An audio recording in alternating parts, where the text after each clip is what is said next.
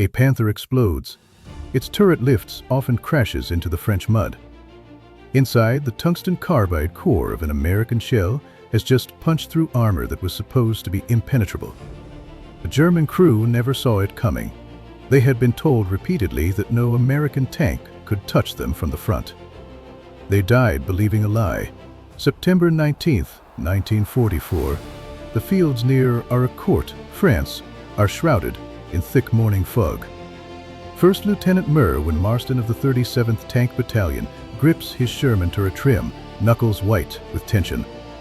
His gunner scans the mist through his periscope, searching for shapes that could be Panthers, the German tanks slaughtering American armor.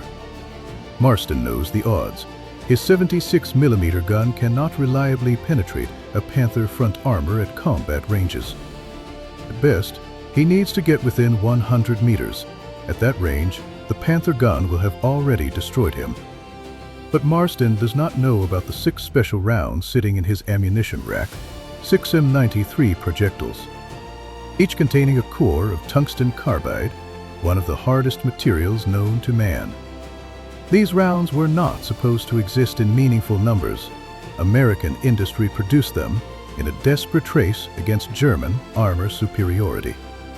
By end of this day, German tank commanders will send panicked reports claiming Americans deployed some new secret weapon. The story begins not in the fog of Arracourt, but in the testing grounds and factories of America. Engineers and metallurgists worked around the clock to solve a problem threatening to doom American armored operations in Europe.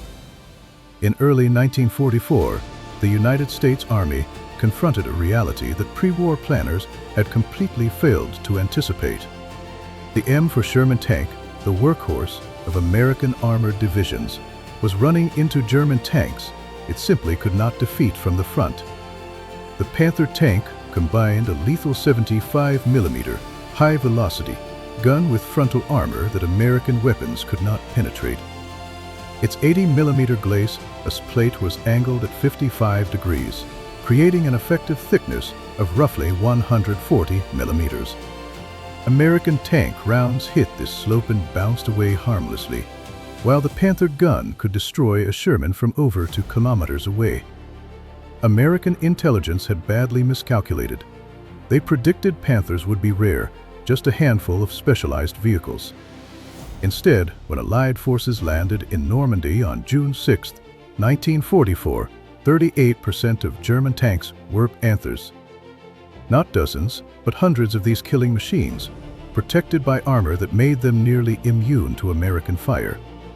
Standard 75mm gun that armed most Shermans in Normandy was hopeless against Panther fronts at any range. Sherman crews learned this through bitter experience, watching their rounds spark and ricochet while Panther guns punched through their tanks. Even the new 76mm gun, which began reaching units in July, could only penetrate 109mm of armor. Against the Panther effective 140mm front, this was still insufficient. The deployment of the 76mm gun itself had been a disaster of bureaucratic hesitation. The first Shermans mounting this improved weapon rolled off production lines in January 1944. 130 of these tanks arrived in Britain on April 10th, 2 months before D-Day. Yet American commanders refused to deploy them. The excuses were numerous. Crews needed more training time. Supply officers worried about maintaining to different ammunition types. Most critically, commanders believed the 75mm gun would be adequate against whatever the Germans fielded, a catastrophic error. By early July, reports from Normandy were painting a horrifying picture. Complaints about gun ineffectiveness reached General Eisenhower. His response captured the shock at common level. He had been told the 76mm would handle anything. Now he learned even it could not defeat Panthers. The full force of his anger fell on the Ordnance Department that had given him false assurances. A board convened on July 12th confirmed officially what tank crews already knew from watching their friends die. American weapons could not defeat Panthers frontally. General Bradley immediately ordered 76mm Shermans rushed from Britain. On July 25th, During Operation Cobra, 100 improved tanks finally entered combat, but even these could not solve the fundamental problem. A solution had been in development since early 1944. Ordnance officers realized conventional steel projectiles would never penetrate German armor. They needed something harder, denser, something that could concentrate enormous kinetic energy into a small penetrating surface. They needed tungsten carbide. Tungsten carbide possesses nearly 3 times the density of steel and extraordinary hardness. A projectile core made from this material, traveling at high velocity, could punch through armor that would stop conventional steel rounds cold. The Germans themselves had pioneered this technology with their Panzer Gran 840 ammunition. American engineers studied captured examples. They developed their own version, designated the M93 hypervelocity armor-piercing round, or HVAP. The M93 used a discarding aluminum sabot that fell away after leaving the barrel, allowing the tungsten core to fly at over 3,400 feet per second. At 1,000 meters, this round could penetrate approximately 157 millimeters of armor. Against the Panther gun Mantle T, it was devastating. Production began in spring 1944, but demand for tungsten created immediate constraints. The metal was essential throughout American industry. Allocating sufficient tungsten for ammunition required prioritizing tank warfare over dozens of competing industrial needs. By August 1944, limited quantities of HVAP reached frontline units. Distribution was strictly rationed. Most Sherman tanks received only a handful of these precious rounds, typically between 2 and 6 per tank.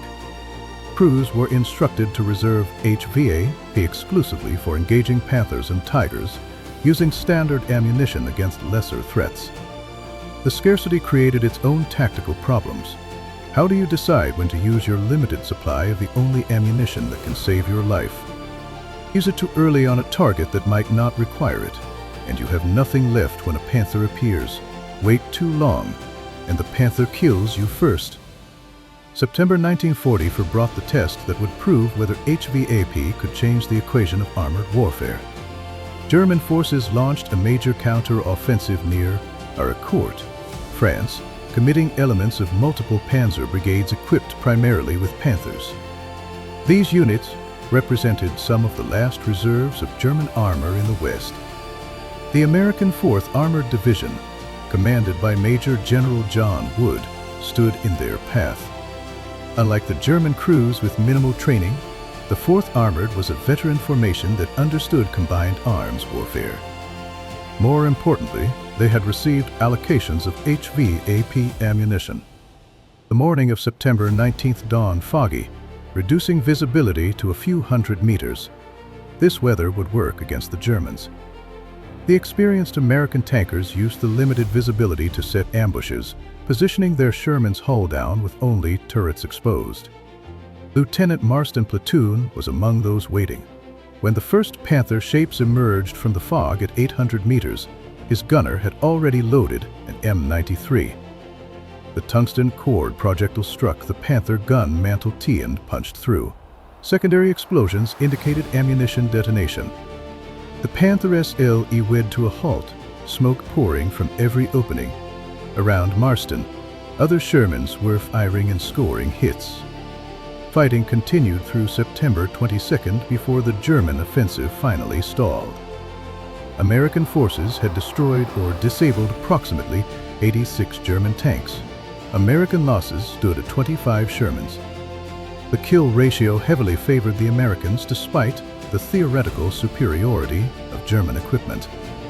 The 113th Panzer Brigade, which entered battle with roughly 90 tanks, could muster fewer than 20 operational vehicles by month end. German after-action reports struggled to explain the disaster. The Panther was technically superior by virtually every measure. How had they been so defeated? German crews had minimal training, often arriving with only weeks of instruction. American tankers were experienced veterans who understood terrain and tactics. But training and tactics alone did not explain everything, particularly the penetrations that should have been impossible. German intelligence officers examining destroyed Panthers found entry holes smaller than expected. Recovery of unexploded rounds revealed the truth. The Americans had deployed tungsten-cored ammunition. This discovery carried profound strategic implications. Germany had invented similar ammunition, but German tungsten supplies were critically limited by late 1944. America, with access to global tungsten sources and massive industrial capacity, could produce specialized ammunition in quantities Germany could never match. The technical limitations of HVAP deserve examination. The tungsten carbide core, while excellent at penetrating armor, was inherently brittle. Below certain impact velocities, the core could shatter on contact rather than penetrating. HVAP effectiveness drops significantly at longer ranges. American tankers learned these limitations through combat, sometimes fatally. Crews who fired HVAP at Panthers beyond effective range wasted irreplaceable ammunition. Training on proper HVAP employment was minimal. Many crews learned effective techniques through trial and error under fire. Sergeant Baker's experience on November 20th illustrated both potential and limitations. His Sherman engaged a Panther at roughly 800 yards. His gunner fired at least 7 rounds with multiple observed hits on the Panther's side armor. To Baker's frustration, the rounds bounced off. The Panther withdrew rather than continuing the fight, so the engagement was not a complete tactical failure. But it reminded Sherman crews that HVAP was not magic. Proper tactics on Arracourt, a trained estimation remained critical. Against the Panther gun, Mantle T, at ranges up to 1,000 meters, HVAP was highly effective, oft uncausing catastrophic ammunition detonations. Against the glacis plate, results remained poor except at very close range. Sherman crews still needed to maneuver for flanking shots when possible. HVAP did not make Sherman's technical equals to Panthers, but it gave American crews a fighting chance where previously they faced near certain death. The Korean War, beginning in June 1950, provided another test. American Shermans faced Soviet-built T-30 for 85 tanks. Unlike Europe, where HVAP had been critically scarce, tungsten supplies were no longer constrained. Substantial stocks were readily available. American tank crews in Korea found HVAP rounds easily, penetrated T-30 for 85 armor at normal combat ranges. American Shermans achieved remarkably favorable exchange ratios against communist armor, due partly to superior training, but significantly to plentiful HVAP. The vindication was bittersweet for European veterans. The ammunition that could have been more widely employed against Panthers proved devastating against Soviet armor. German perspectives from post-war interrogations revealed grudging respect and deep frustration. German ordnance officers recognized that American industry had solved the tungsten ammunition problem more successfully than German manufacturers. While Germany developed sophisticated designs like the Panzer Grand 840, production limitations meant these rounds never achieved quantities to influence strategic outcomes. The numbers tell the strategic story. American factories produced approximately 49,320 for Sherman tanks during the war. German factories produced roughly 6,130 to Panthers. This 8-to-1 production ratio proved strategically decisive. The legacy extends to modern ammunition design. The concept of concentrating kinetic energy into a small, dense penetrator remains the foundation of modern, armor-piercing ammunition. The tungsten carbide cores of World War II evolved into the depleted uranium and advanced tungsten alloy penetrators used by modern main battle tanks. The principles demonstrated at Arracourt remain central to armored warfare doctrine today. Superior ammunition combined with effective tactics can overcome armor advantages. Industrial capacity that responds rapidly creates strategic advantage. Psychological impact, shattering enemy assumptions about invulnerability, can prove as decisive as physical destruction. September 19, 1944, marked a turning point. American tankers, armed with new technology and the courage to employ it, proved the Panther was not invincible. Through the fog of Arracourt, they demonstrated an enduring truth of warfare. A side that adapts fastest to tactical challenges, leverages industrial capacity effectively, and integrates technology with skilled crews will ultimately prevail. The Panthers that burned near Arracourt represented more than tactical losses. They represented the death of German assumptions about armor superiority. They represented the failure of German industry to match American productive capacity and the beginning of the end for armored warfare doctrine built on invulnerability myth. 6 tungsten cord rounds per tank. That was all it took to rewrite the rules of armored combat. If you want more hardcore breakdowns of history's deadliest miscalculations, smash that like button and subscribe. I am your strategy observer. I will see you